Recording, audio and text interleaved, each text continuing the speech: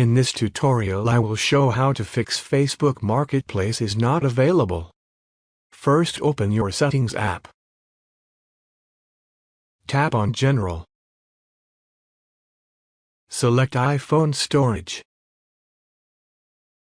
From here, find the app Facebook and tap on it. Now tap on Offload app. Then tap on Reinstall app.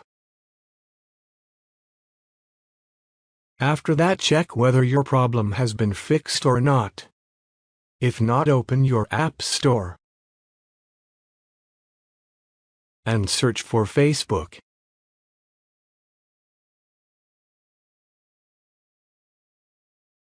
And see if an update is available. If it says update, then update the app. And I hope this fixes your issue.